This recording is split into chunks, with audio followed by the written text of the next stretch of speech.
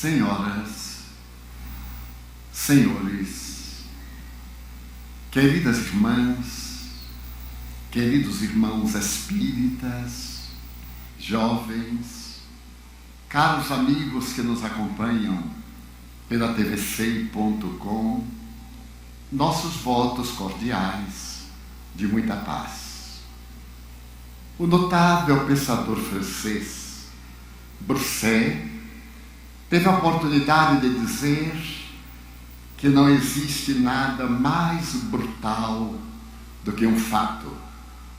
Porque na cultura francesa do século XIX, aqueles que se haviam divorciado da religião desde o século XVII, conforme nos referimos em A Noite de Ontem, solicitavam uma religião, porém uma religião científica, porquanto, cansados das prerrogativas religiosas que desfrutavam determinadas crenças, os pensadores procuravam demonstrar nas academias que o ser humano nada mais é do que o capricho dos átomos que constituem a sua organização molecular.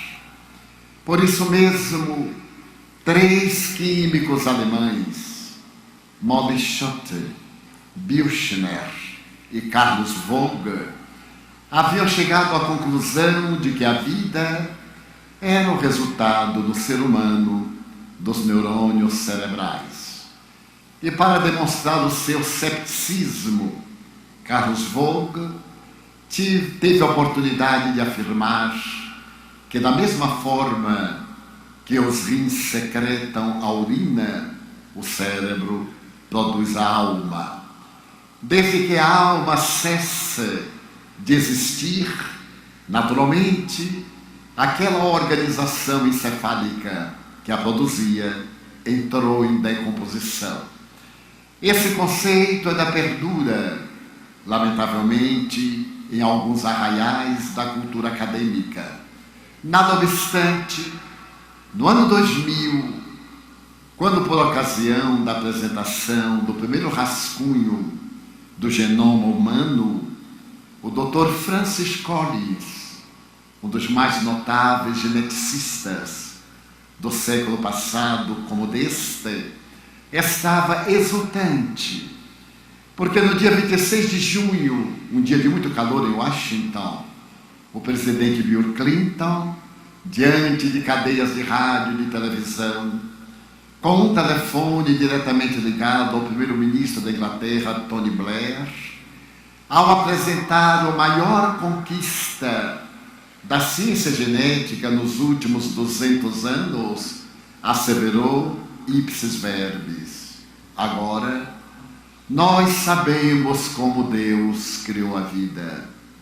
A palavra Deus foi introduzida no discurso de Sua Excelência, o Presidente dos Estados Unidos da América do Norte, pelo próprio Dr. Francis Collins. Ele escreveria mais tarde uma obra monumental, intitulada A Identidade de Deus, quando ele narra a sua peregrinação pelos países acadêmicos do materialismo, e termina por identificar no genoma, nesses 3 bilhões de genomas humanos, que estão sobre bases de 4 letras, toda a história da evolução antropossócio-psicológica da criatura humana. E depois de procurar uma resposta que não era condizente com nada, um modesto pastor religioso indicou-lhe uma obra publicada no século XVIII por um nobre pensador de Oxford. E ao lê-la, ele encontrou a resposta para o enigma da origem da vida. E a partir de então, ele estabeleceu que no universo existe uma força moral. E introduziu essa força moral nos 4 elementos que mantêm o equilíbrio universal: a lei da gravitação universal, a lei do eletromagnetismo, a lei da força quântica forte, a lei da quântica fraca e, naturalmente, a lei moral. Logo depois, um outro geneticista, fascinado pela descoberta do genoma humano, apresentou outro livro, no qual ele o intitula como O Gene de Deus. E na sua condição de geneta, ele assevera com propriedade que a humanidade era considerada como portadora de 100 mil genes. Nada obstante, depois das investigações de mais de 25 anos em laboratórios de dezenas de universidades que trabalhavam simultaneamente para o projeto Genoma, se concluiu que o ser humano possui apenas 35 mil genes e que um desses genes é o gene de Deus. Então, geneticamente, somos filhos de Deus. É a opinião do extraordinário geneticista, pensador. E ele coloca um dado fascinante, que a diferença entre uma criatura humana e um rato é de apenas 300 genes. Quando eu li o livro do Dr. Jim Hammer e me inteirei que os ratos faltam apenas 300 genes para ter uma condição humana, eu entendi o que ocorre nos bastidores da política de certo país, em que as pessoas faltam apenas 300 genes.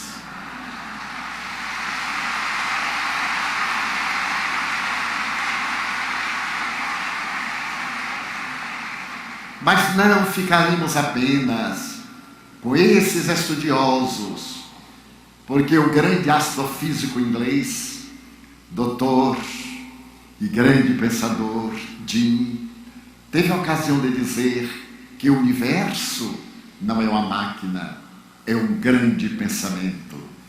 E as modernas conquistas na área da astrofísica levam-nos invariavelmente à crença em Deus. Quando a física quântica conseguiu produzir o choque dos prótons no grande laboratório entre a Suíça e a França, a ciência saudou aquele vestígio de luz como sendo o bóson de Higgs. Higgs foi o físico inglês que há 60 anos havia identificado essa super micropartícula, mas que não podia ser demonstrado em laboratório. A demonstração era apenas matemática, porque a física quântica é, sobretudo, a física das probabilidades e lida com dados matemáticos que nos levam a mente quase ao conceito do absurdo. Então Deus voltou à ciência, pelo menos em alguns acadêmicos e em algumas academias, mas foi Allan Kardec que preencheu o grande vazio, que fez a união da ciência com a religião, ao apresentar uma religião científica fundamentada em dados, porque toda ciência parte de uma premissa para uma confirmação. O Espiritismo é a grande exceção. Ela parte de um fato que se autoexplica. Primeiro, os Espíritos vieram dizer-nos que eram mortais. Os fenômenos que nós havíamos observado tinham como causa básica a sua imortalidade, a vida deles antes do berço e também depois do túmulo. E Allan Kardec, com uma sabedoria invulgar, apresenta-nos a grande ponte entre a ciência e a religião, ao enunciar a frase que iniciamos a conferência de ontem: fé imbatível só o é aquela que pode enfrentar a razão face a face em todas as épocas da humanidade. Não apenas no período de obscurantismo, mas em qualquer época da humanidade, esta fé é imbatível, porque ela tem como alicerces os fatos. Para podermos viajar pelos horizontes do materialismo e também do espiritualismo, e particularmente do espiritismo, acompanhemos as tragédias do cotidiano e perguntemos como Allan Kardec: que palavra de conforto possui o materialismo para dar a alguém que viu partir na direção da imortalidade um filho querido, o companheiro de muitos anos, aquele ser que convivia conosco e deixa um vazio existencial terrível? Ou como escreveu Leon Denis no seu Depois da Morte, prefaciando a obra monumental, diz o poeta espírita: contemple sobre a mesa de mármore uma criatura querida, cujos lábios se movimentavam para falar, cujos olhos tinham luz e agora jaz, dominada pelo véu da morte. Inevitavelmente se perguntará: a vida termina nesta apresentação destrutiva? E Leon Denis, com muita beleza, afirma: venho confirmar-vos que a vida continua, enxugai as vossas lágrimas. O Espiritismo veio trazer-nos a documentação profunda a respeito dessa imortalidade. Então me permitirei, com a licença dos queridos ouvintes, a fazer uma pequena análise em uma tragédia do cotidiano. A Segunda Guerra Mundial havia terminado, e esses dados eu extraio de uma obra que foi publicada entre os anos 1950 e 60, de um notável pensador, pastor holandês, de nome Pierre Van Passen. A obra intitula-se Estes Dias Tumultuosos, e narrarei a experiência de Pierre Van Passen com as minhas próprias emoções e as minhas próprias conclusões. Naquele tempo, escreveu o eminente pastor, encontrava-me em Paris. Paris ainda apresentava as imensas feridas daqueles dias dolorosos da Segunda Guerra Mundial. E havia escolhido Paris porque toda a minha família havia sido consumida pela guerra. Optei pela grandiosa cidade para poder contribuir no restabelecimento da vida, dos ideais, sendo pastor de uma igreja da área da minha denominação religiosa. Porém morava na Grande Banlieue, na periferia de Paris, e por hábito voltava para casa de metrô. Foi no mês de dezembro, logo depois que a guerra havia terminado. Eu retornava como de hábito no dos últimos trens, e quando saltei na estação terminal, o grande silêncio, a noite fria, era dezembro, o céu cuspia neve sobre a terra.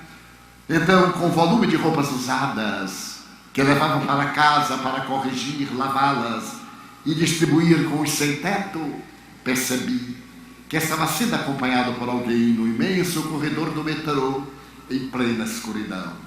Como era natural, o pós-guerra traz muita tragédia para a sociedade, à volta dos veteranos, dos neuróticos, daqueles que perderam praticamente tudo, mas ainda sobrevivem. E acelerando o passo, dei-me conta que alguém também o fazia. Inopinadamente voltei-me para trás e consegui detectar o estranho que me acompanhava. Parei e esperei que ele se acercasse da luminosidade tênue daquele fosso do metrô que me levava à praça pública. Era alguém que tinha uma deformidade muito especial. Era curvado, claudicava na perna direita e veio arrastando-se sobre um par de tamancos holandeses muito gasto. E então disse: desculpe, doutor, mas eu posso ser-lhe útil? O senhor me permite levar o seu embrulho? Eu olhei para aquele ser que não tinha característica nenhuma de beleza, e não sei porquê. Automaticamente eu dei o embrulho e ele veio atrás de mim, claudicando na perna, até que chegamos ao exterior, à grande praça. Eu havia contratado habitualmente um automóvel, uma carruagem no momento, que me levava até a residência. Ele me conduziu até a carruagem. Eu entrei, ele deu-me um embrulho, e olhando para ele, senti uma ternura especial. E perguntei-lhe: aceitaria uma carona? E ele respondeu esfuziantemente: já que o doutor insiste, eu aceito. Entrou, sentou-se, bateu a porta, eu dei o sinal, e ouvimos o bater das patas dos animais nas pedras molhadas da imensa praça. Quando a carruagem ia dobrando, pelo vitral bisotado que ele limpou, ele abaixou a cabeça e olhou as torres da catedral, a catedral suburbana. E então ele me perguntou: doutor, o senhor crê em Deus? Oh, sim, eu sou pastor religioso. E o senhor acredita em Notre-Dame de la Consolación? Sim, claro, eu acredito muito na Mãe do Senhor. Ele silenciou, respirou fundo e disse: ah, doutor, o nosso encontro não é fortuito, não é casual. Eu programei, porque eu queria pedir um favor ao doutor. Eu estranhei que ele me conhecesse. Então ele disse: é que o Natal está próximo, doutor. E eu ouvi dizer, desde a minha infância, que Notre-Dame de la Consolación visita as crianças órfãs. E eu queria pedir um par de sapatos, porque então eu olhei para os pés. Aquele velho tamanco, envolto em trapos, não era suficiente para livrá-lo das nevascas, do frio que então já agitava a Europa. Eu pareço mais velho, mas eu ainda sou muito jovem, doutor. Eu tenho somente 16 anos. Mas eu tenho a idade do tempo, do sofrimento. Eu tenho a idade dos 100 anos, das amarguras. E então eu queria pedir ao doutor para fazer uma carta a Nossa Senhora, porque eu não sei ler, eu não sei escrever, pedindo para que ela me traga um par de sapatos brancos no dia do Natal. Será possível? E então os meus olhos adornaram-se de lágrimas ante aquele corcunda coxo que confiava em Nossa Senhora da Consolação. Ele respondia: claro, mas eu necessito de alguns dos seus dados. Gostaria de saber o seu nome, o seu endereço. Tomei de uma caneta e de imediato um pequeno pedaço de papel e anotei. E ele disse sorrindo: meu nome é Hugo Lem. Eu resido na Rua do Bebedouro Velho, número 13, segundo andar, segunda porta à direita. Eu anotei, sorri para ele quando o carro que nos conduzia chegou à minha casa. Eu morava numa casa muito grande, com um imenso sótão, com um porão e um andar central. Então eu ia pedir ao condutor para levá-lo à Rua do Bebedouro Velho, que era ali próxima, quando ele saltou também. Então eu sorri e disse: gostaria de entrar, porque aqui fora está muito frio. Oh, doutor, já que o senhor insiste, eu saltarei também. E seguimos, entramos pelo porão, eu acendi a lareira e lhe perguntei en passant: Hugo Lem, você estaria com fome por acaso? Não, senhor, há 3 dias que eu não como, mas não estou com fome, doutor, absolutamente. Mas você aceitaria por acaso um copo de leite quente, um pedaço de pão e um pedaço de queijo? Já que o doutor insiste, eu aceito sim. Então eu aqueci o leite, coloquei um pedaço de queijo à mesa, coloquei pão e pedi-lhe licença para ir ao dormitório buscar o meu cachimbo. Era um velho hábito holandês que eu trazia. E quando eu desci, ele olhava para o repasto: mas Hugo Lem, você não se alimentou? Não. Eu sou um jovem educado e naturalmente eu quero que o senhor participe do meu lanche. Hugo Lem, eu já fiz a ceia em Paris. Pode comer, Hugo Lem. E ele devorou aquele bocado com uma rapidez que me fez perguntar: aceitaria mais uma outra cota? Desde que o doutor insiste, eu aceito, muito obrigado. E coloquei a segunda cota, que ele devorou com a mesma celeridade. Então eu perguntei a passant, e aceitaria um pouco mais o golã? Bem, o doutor é tão gentil, insiste. Eu não deveria, mas eu vou comer por amanhã, porque pode ser que amanhã não encontre. E ele devorou a terceira corda.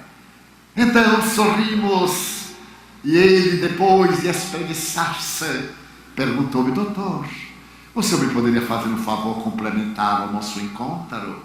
Como não, golã? Poderia colocar no gramofone aquela música Nas Asas de uma Canção, de Mendelssohn? Mas, o golã, como você sabe que esse disco é o meu preferido? Ele sorriu, meneou a cabeça. Eu me acerquei do gramofone, coloquei o disco, e aquele homem deformado começou a sorrir, com um semblante angelical. Ele levantou-se, aqueceu as mãos na lareira e disse: ah, doutor, se eu lhe contar um pouco da minha vida, não fique surpreso. Como ele disse, eu moro na rua do Bebedouro Velho, número 13. E ali é um bairro relativamente italiano. O senhor sabe como são os italianos, as mulheres estão sempre grávidas. E elas não me permitem ficar em casa durante o dia, para que a minha feiura não passe para os seus filhos. Os italianos são supersticiosos, doutor. Então eu tenho um quarto, sim, que eu pago, eu não vivo de esmola, eu faço favores. Eu carrego embrulhos e as pessoas me retribuem. É uma forma digna de viver. Eu trouxe, por exemplo, o embrulho do doutor, e o doutor me retribuiu dando-me esse lanche. Então eu saio muito cedo e volto muito tarde. E numa dessas noites que fazia muito frio, eu passei por aqui e ouvi que saía pelas vibrações da janela uma doce música que me envolveu. Eu fui para lá, fui para cá, e a música me envolvia, a música me consolava. E no dia seguinte eu fui a Paris, fui a uma casa de discos e me aproximei de uma vendeusa e perguntei: por acaso vocês têm aqui essa música? E comecei a tautear a canção. Então a jovem disse: meu Deus, corpo de Frankenstein com alma de artista, é claro. Essa música se chama Nas Asas de uma Canção, de Mendelssohn. Por que você queria? Eu gostaria de saber o nome. Você me permitiria ouvi-la mais uma vez? Ela me levou gentilmente a uma cabine, colocou o disco, e eu pude ouvir a música com um enternecimento extraordinário. A música estava novamente no ar. Foi assim que ficamos grandes amigos. No dia seguinte, quando eu voltava de Paris, por detrás de uma das colunas do metrô, saiu um golã claudicando: doutor, passe-me o embrulho, para que eu lhe faça um favor e o senhor me possa retribuir. Lentamente fui tomando conhecimento da vida daquela estranha personagem. Mas, como o Natal se aproximava, no próximo domingo ele me disse: doutor, eu espero que Nossa Senhora a este tempo já tenha adquirido o calçado para me dar. O senhor já mandou a carta? Não, golã, não quero mandar com essa grande antecedência. Mas, doutor, é um detalhe. O senhor não perguntou o número do meu pé? Lembra-se? Pois é. Eu sou diferente de quase todo mundo. Todo mundo tem um pé menor do que o outro, sabia? Pois eu sou diferente. Eu tenho um pé maior do que o outro. O meu pé direito é número 41. O meu pé esquerdo é número 40. E o meu sapato, doutor, eu quero marrom e branco. Marrom e branco, já que ela vai comprar. Então eu digo: sem dúvida, golã, tenha certeza de que Notre Dame de la Consolation irá dar um par de sapatos marrom e branco, 41, 40. Foi assim que combinamos então, no domingo antes do Natal, ele passava o dia comigo, porque eu mantinha ali naquele porão um pequeno jardim de inverno e colecionava violetas dos Alpes. E ele foi pontualmente às 10 horas da manhã. Estava diferente, se havia banhado, penteado o cabelo. A roupa não era muito adequada, o paletó era maior do que ele, ia quase até os joelhos, mas estava aciado. Eu sou um excelente gourmet.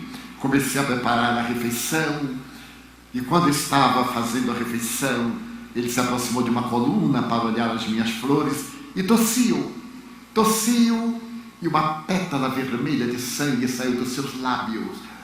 Eu me apavorei. Acerquei-me dele e perguntei: mulher, o que é isso? Nada, doutor.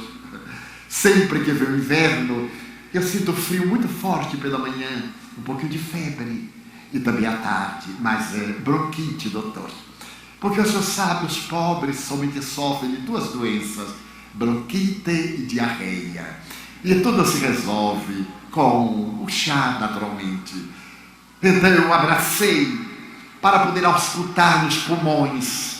E lá estavam as cavernas produzidas pelo bacilo de Koch, a tuberculose minando-lhe o corpo, que ia destruí-lo logo mais. O Golan, você necessita de ir ao médico? Não, doutor. Lá em casa nós tomávamos chá de sabugueiro. É uma velha bronquite, não, Golan. Eu quero até lhe fazer uma proposta. Afastei-me e pude contemplar aquele vulto dobrado sobre o seu próprio sofrimento, apoiado a uma coluna, olhando as miúdas violetas dos Alpes. O Golan, eu não tenho ninguém. E desde que eu encontrei você, a minha vida adquiriu um novo sentido. Eu queria convidá-lo para ser meu filho adotivo. Você tem alguém, o Golan? Não posso, doutor. Mas o Golan, ouça-me primeiro. Eu nasci na Holanda. Tornei-me um pastor religioso. Quando a guerra estourou, eu tenho ascendentes judeus. Então eu, minha mulher e meus 3 filhos fugimos para a Inglaterra. Fomos morar em Londres, na cercania da cidade. E então, quando começaram a partir os mais jovens para o campo de batalha, meu filho, de 18 anos, alistou-se nas tropas de Sua Majestade, o rei Jorge VI. E meu filho partiu. Pouco depois, ele me fez uma carta. A carta chegou-me com todos os seus haveres, a medalha que tinha seu nome, os poucos pertences e um telegrama de Sua Majestade Real. O Reino Unido agradece o seu filho ter doado a vida pelos verdadeiros ideais da democracia. Belas palavras. Mas meu filho de 18 anos havia morrido na guerra. A carta que ele estava escrevendo quando morreu estava salpicada de sangue e de lama, porque ele estava no front.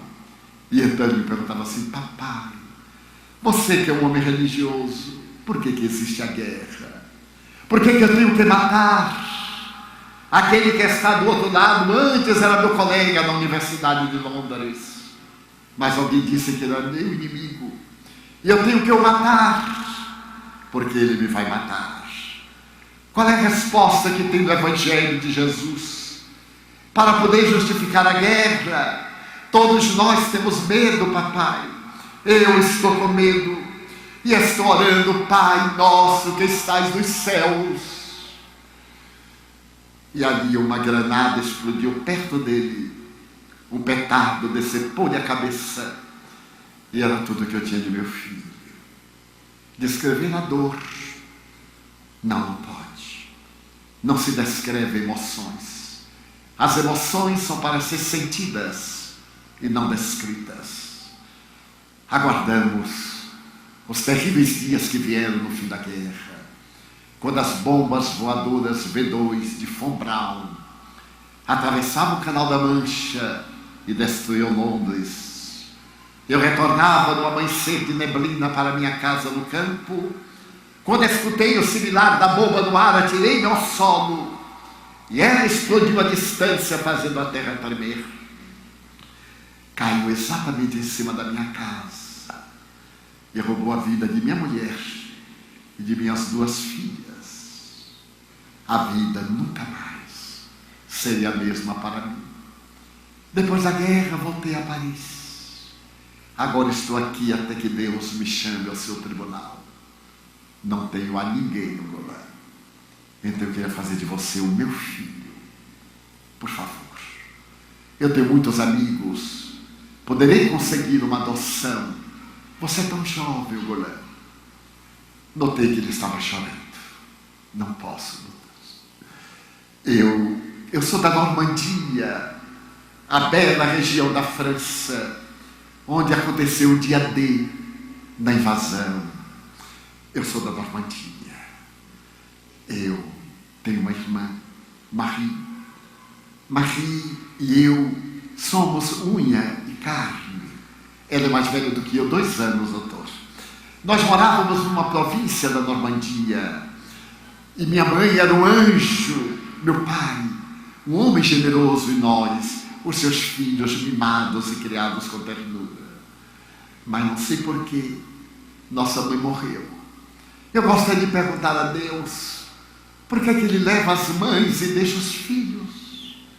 Como é que pode cair a ave do ninho, deixando seus filhinhos sem capacidade de poder voar?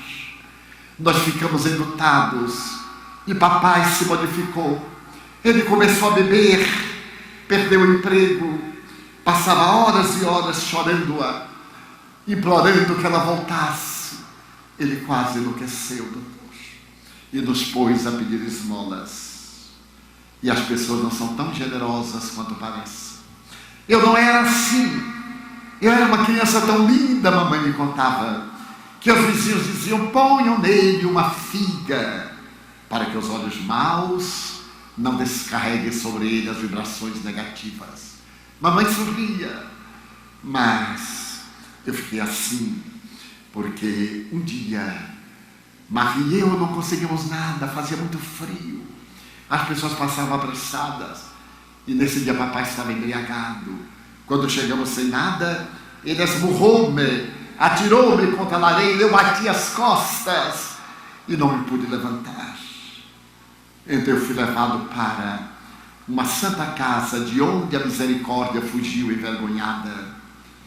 E ali eu fiquei, sem que me dessem qualquer assistência, até que Marie, eu contava 10 anos e Marie 12. Ela chegou sorridente e disse: Golan, vamos fugir para Paris. Papai nos vai matar. Ele enlouqueceu, o Golan. A segurança de papai era um anjo, a nossa mãezinha. Pegamos o trem de gado da terça-feira, saltamos na estação de Leste. Paris nos espera, é a nossa esperança. Eu colocarei você em um grande hospital, irei trabalhar. Eu sou jovem, eu sou bonita. E ela tomou uma postura coquete, sacudiu o cabelo como fazem as mulheres, porque a alma das mulheres é o cabelo, doutor, você sabia? Que a mulher ama mais ao cabelo do que ao marido ou ao namorado? Não, não sabia. Elas vão ao salão, embelezam-se para atrair o namorado, para manter o marido.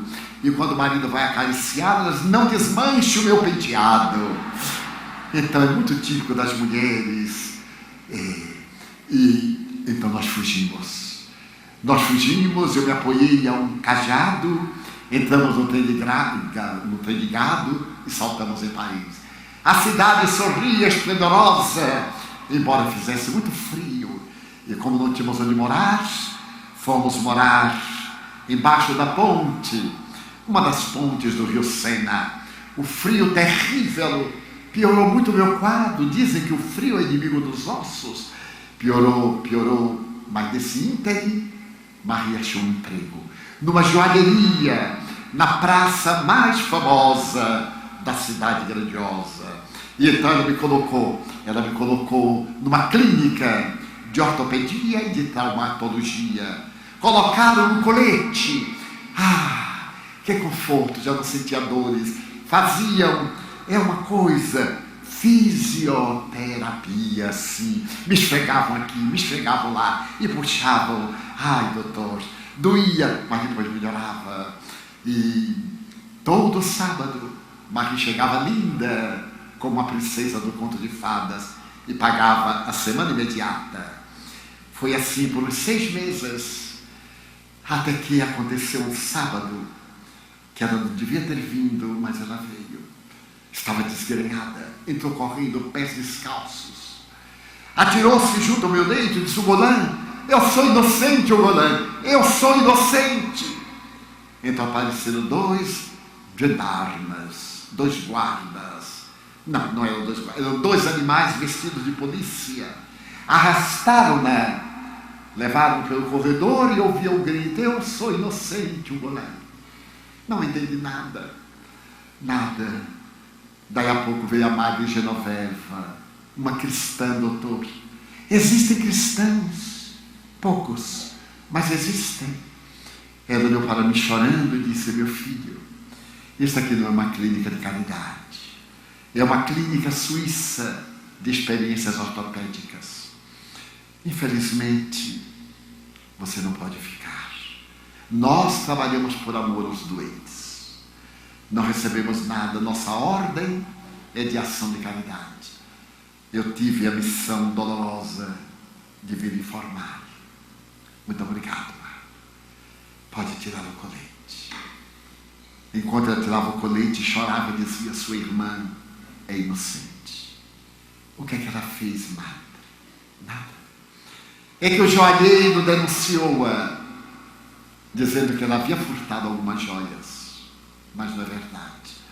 O joalheiro é um desses velhos depravados que contratam jovens muito belas para seduzi-las e depois atirá-las no comércio indigno da prostituição. Ela deve ter se recusado, como já aconteceu com outras dignas, e ele, por vingança, apresentou a denúncia. Mas, madre, e o que é que eu faço? Ela vai ser julgada aqui mesmo, no subúrbio. É uma corte à parte do fórum para pequenas causas. Procure informar-se quando será a data do julgamento. Eu saí claudicando, ela me deu um apoio, uma bengala de apoio, e chorando me disse: au revoir, que Deus o abençoe, meu filho. E eu saí para enfrentar novamente a vida. Eu descobri o dia que ela ia ser julgada. 2 meses depois, eu estava no tribunal. O juiz era um desses homens implacáveis. Fumava na corte um charuto e a cinza ficava presa, distraindo o auditório que esperava que a cinza caísse. Ela não tinha defensor público. Colocava um jovem inexperiente. Sentado à frente estava o acusador. Cofiava o bigode e a barba, com um pince-nez, um óculos especial da época. Ele sorria triunfante. A carga apresentada pelo promotor foi cruel. Meretriz, ele apresentou. Furtar o seu próprio ânimo e protetor. Mas quando ela apareceu, não era minha irmã. Estava desfigurada. 2 meses de cárcere. Onde estava aquele rosto ingênuo? Havia uma amargura terrível na face de Marie. Então o juiz não deu muita importância à arenga do promotor e da defesa, lhe bateu o martelo e disse apenas 2 anos de prisão na conciergerie, a prisão de mulheres, onde estiveram Maria Antonieta, Luís XVI e os grandes mártires da Revolução Francesa. Então Marie levantou-se, mas antes de sair da sala, eu me atirei no corredor e gritei: meritíssimo, ela é inocente. Será que o senhor não vê que ela é inocente, meritíssimo? Cale-se, monstro. Ou mandarei também para o cárcere por desrespeito a esta corte. Ah, doutor, antes ele me tivesse mandado para o cárcere, porque eu morria lá. Seria mais um assassinato legal. Mas ele não me mandou prender, expulsou-me da sala.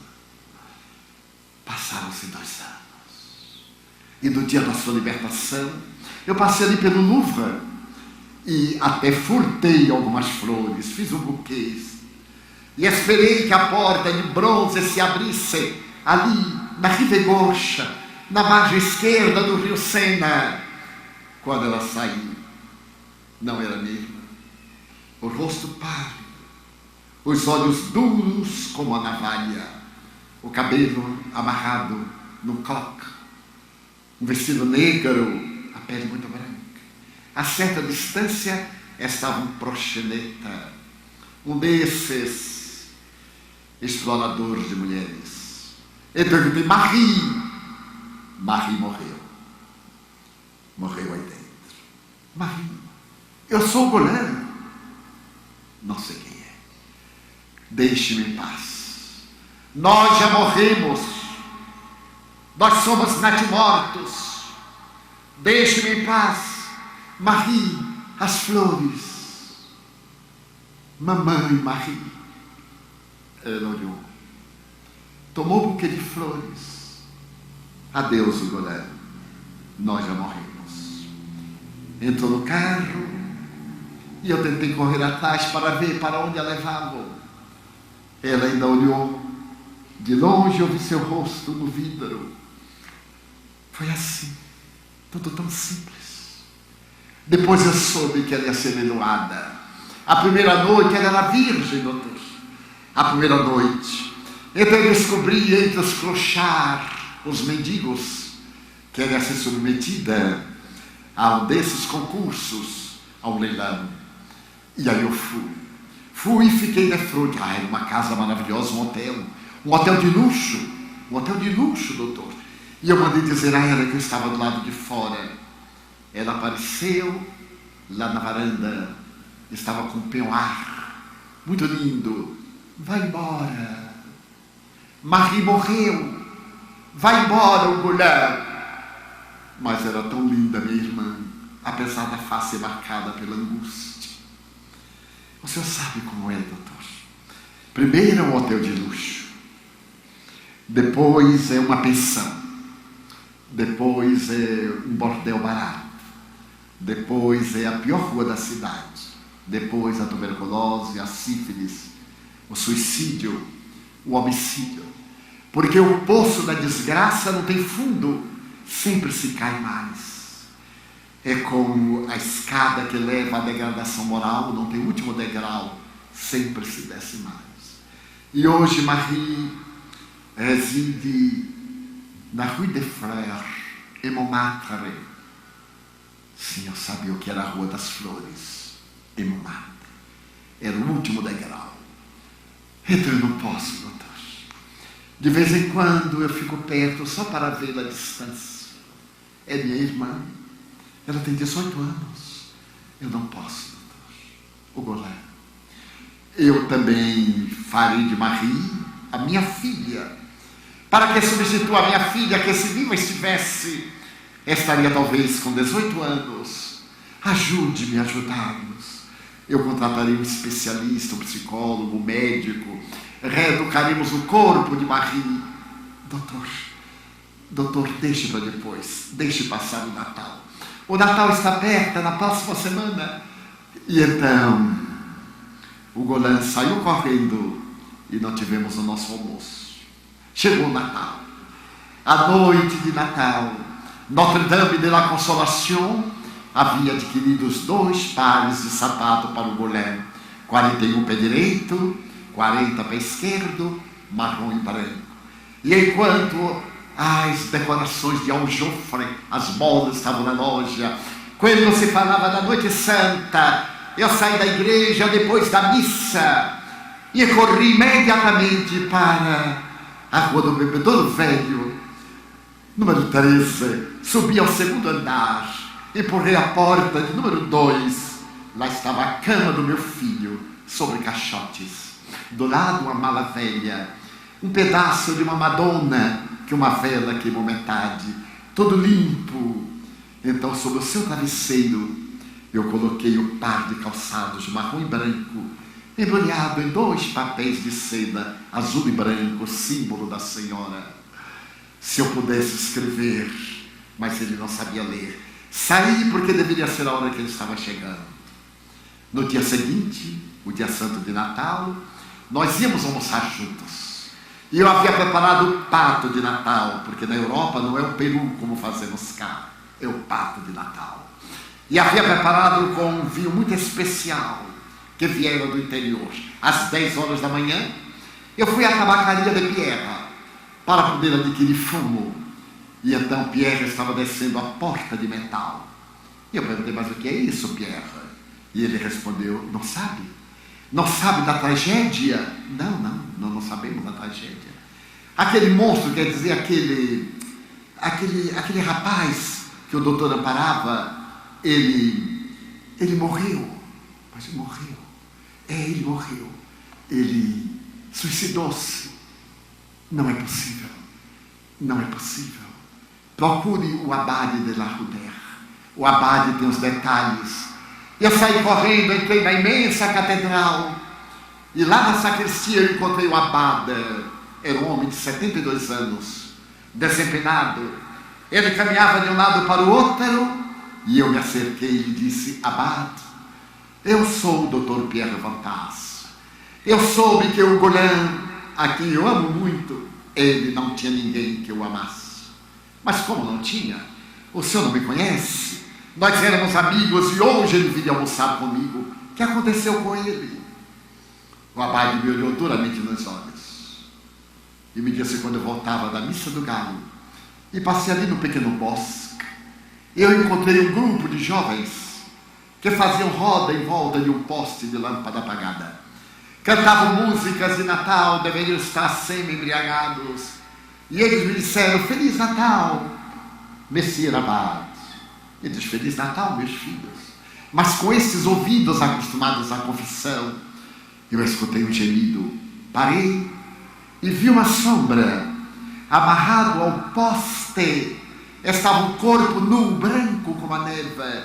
Os jovens passavam, esbordoavam, chutavam-no. Eu me aproximei e gritei: vândalos! Como podem fazer isso na noite de Natal? O corpo estava derreado em cordas, as vestes no chão. Eu tentei erguê-las, vesti-las, hematomas, equimosas. Então eu desamarrei as cordas, segurei nas minhas mãos vigorosas aquele corpo e trouxe-o aqui para a sacristia. Mas quando eu estreitei aquele jovem ao meu ombro, ele perguntou: abade, é verdade que Jesus nasceu? É, meu filho. É mentira, abade. Ele não nasceu. É uma lenda que os ricos criaram. Não, meu filho, não blasfeme. Abade, por que fazem isto comigo? Não sei, meu filho. É um dos mistérios de Deus. Eu não sei. Hoje é Natal, abade. Meu filho, não diga nada. Coloquei-o naquele divã. Ele chorava. Os seus olhos traduziam todo o sofrimento da humanidade. Então, eu coloquei-o numa cadeira, preparei o divã e disse: durma, meu filho. Uma noite de sono lhe fará bem. Vamos limpar o sangue, o sujo dos hematomas e das feridas. Não, abade, está tudo bem. Mas eu insisti, ele deixou, como um cordeiro, com tecido e gaze. Eu lhe fiz alguns curativos. Deite-se, meu filho. Como se chama? O Golan. Deite o Golan. Nossa Senhora da Consolação virá naturalmente abraçar você. Amanhã às 7 horas eu estarei aqui para a primeira missa. Apaguei a luz e saí. Quando eu cheguei hoje às 7 horas da manhã, a cama estava intocada. Fiz a celebração. No momento eucarístico, enquanto eu erguia o ostensório, 2 crianças entraram correndo: abade, abade, tem ali no rio um corpo. Alguém está morto no rio. Eu deixei Nosso Senhor no altar, saí correndo. Retiramos o corpo e a polícia que levaram não admitiu. Eu trouxe para a catedral e o senhor está convidado para o sepultamento. Ele está numa essa no meio da catedral. Eu me sentei. Não era possível. Na noite de Natal. E não é tudo. Quando lhe rebuscamos os bolsos, encontramos uma fotografia e endereço de uma jovem que residia dans la rue de Fleurs. Mandamos lá um funcionário, um policial. E o policial foi falar com aquela jovem. Ele subiu 3 andares. Ela estava se preparando para o festival da indignidade. E ele perguntou: Marie, algum parentesco com o Golan? Que fizeram com meu irmão? Nada, senhorita. Eu venho aqui numa missão delicada. o abade de la Rudère, é que o Golan suíta, ele suicidou-se. Não, ele não se mataria nunca. Ele foi assassinado, senhorita. Ele suicidou-se. Ele caminhou até o rio e atirou-se na dentro. Mas alguém o matou antes. Bateu a porta na cara do policial. Se ouviu o estampido. Quando ele arrumou a porta, ela estava caída numa poça de sangue. Eu mandei buscá-la. A igreja não oferece terra sagrada para os suicidas, mas eu ofereço. Eles não são suicidas. Eles foram assassinados pela impiedade humana. Às 3h, venham ouvir o meu sermão. Eu pedi a todos do bairro para cessarem quaisquer negócios. E aquele que não vier hoje à celebração, eu excomungarei. Eu não saí da igreja, não tinha pernas. Às 3h, a igreja estava repleta, o silêncio. Quando então o órgão começou a tocar o salmo da penitência. E o coral, ó Israel, Israel. O abade de la Rudère parecia mais velho do que antes. Subiu a escadaria do púlpito. Ali estava os 2 caixões brancos como a neve. Porque eles eram puros, disse o abade. Eram puros. E então o abade olhou lá de cima e gritou: cristãos! A palavra era semelhante a uma chicotada. Quando eu morrer e Deus me perguntar, abade de la Rudère, que fizeste das ovelhas que eu te confiei, eu abaixarei a cabeça e não direi nada. Então o Pai Celestial me perguntará por segunda vez, abade de la Rudère, que fizeste das ovelhas que eu te confiei, eu menearei a cabeça sem poder dizer nada. Mas quando ele me perguntar pela 3ª vez, e disse silabando, abade de la Rudère, que fizeste das ovelhas que eu te confiei, eu direi, não eram ovelhas, Senhor, eram lobos vestidos de ovelhas. Desceu e entre os 2 caixões, acompanhado por outros, ele os carregou a 2 covas abertas no jardim da catedral, para que eles ficassem juntos na imortalidade, já que não puderam ficar juntos aqui na terra. Pierre Van Tassen fala daqueles dias tumultuosos, mas o que me impressionou é a narrativa do notável escritor holandês e sacerdote, é que as suas religiões não puderam explicar a Golan por que ele era assim. A razão do seu sofrimento, a desencarnação de sua mãezinha, o drama e o transtorno do seu pai, aquele incidente perverso que deformou a sua vida, porque lhes faltava o conhecimento da reencarnação, da ciência que vai ao passado explicar as consequências dos nossos atos, hoje refletidas nos sofrimentos. Faltava-lhes o conhecimento de uma religião científica para poder fazer o link entre a dor e a causa, entre o sofrimento e a lógica. E por essa razão, os dramas do cotidiano necessitam hoje do Evangelho de Jesus, porque a maioria de nós aqui presente está sendo vítima desses dramas que diariamente nos surpreendem.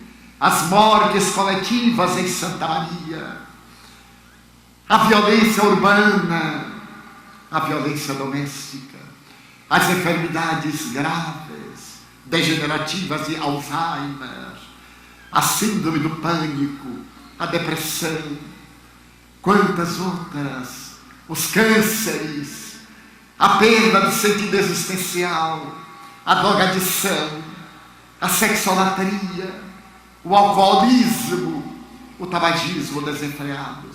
O que é que nós fizemos do Evangelho de Jesus?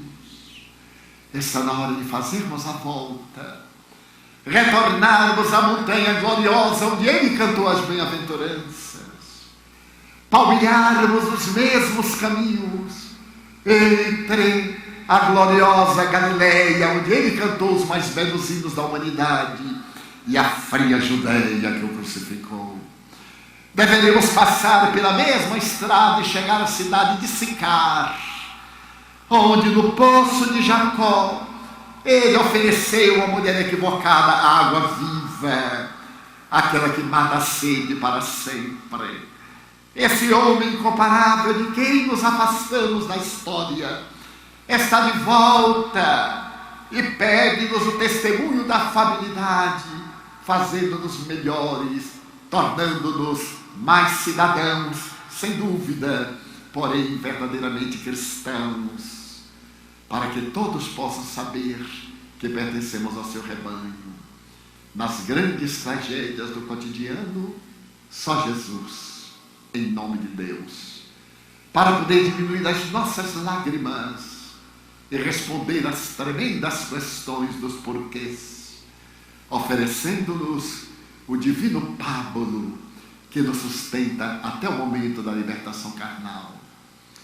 Irmãs e irmãos queridos, esta é a nossa hora de voltarmos para dentro e superarmos as más inclinações. Jesus já veio ter conosco, mandou o Consolador, ele agora nos espera. Tenhamos a coragem de levantar-nos e dizer-lhe: amigo querido, eu gostaria de ser uma Via Láctea de estrelas, para que as noites da terra fossem mais belas. Mas na minha pequenez, eu te digo desta vez, se eu não puder ser um sendal de astros, deixa-me ser pelo menos um pirilampo na noite escura, para iluminar a escuridão de alguém na amargura. Eu gostaria de ser como a chuva generosa, que caindo sobre a terra porosa reverdecesse o chão. Mas se eu não conseguir, eu te quero pedir para ser um copo com água fria, para matar a sede e a agonia de alguém na desesperação. Eu gostaria de ser um trigal maduro, para de pão repletar a mesa da humanidade. Mas tão só, deixa-me pelo menos ser um grão, que caindo no chão, se multiplique num bilhão, e possa a mesa humana repletar de pão. Senhor, eu desejaria ser um jardim de flores de todas as cores para embelezar a terra. Mas da pobreza que minha alma encerra, se eu não puder ser um jardim, deixa-me ser uma rosa solitária na frincha da rocha, colocando beleza no altar da natureza. Eu desejaria ser uma estrada, uma montanha, uma escada que levasse os heróis à culminância. Mas na minha tremenda ânsia de servir, como eu não irei conseguir, deixa-me ser o primeiro degrau. Senhor, eu desejaria ser um pomar, mas se eu não conseguir, deixa-me ser uma árvore, projetando sombra no chão, ou permite-me ficar-lhe à sombra, para quando alguém passar pelo meu caminho, eu lhe diga de mansinho: olá, para onde vais? E se ele me perguntar: quem és tu? Eu lhe direi: sou teu irmão, dá-me tua mão, sou teu amigo, eu irei contigo, e lado a lado eu possa cantar. Senhor, eu desejaria ser poeta, orador, artista, musicista, para cantar a grandeza, a beleza do teu amor. Porém me falta o êxtase, a magia, a grandeza, e como nada sou, deixa-me somente dizer obrigado, Senhor. Muito obrigado porque nasci, obrigado porque creio em ti, pelo teu amor. Obrigado, Senhor, pela sua atenção. Muito obrigado, Senhor.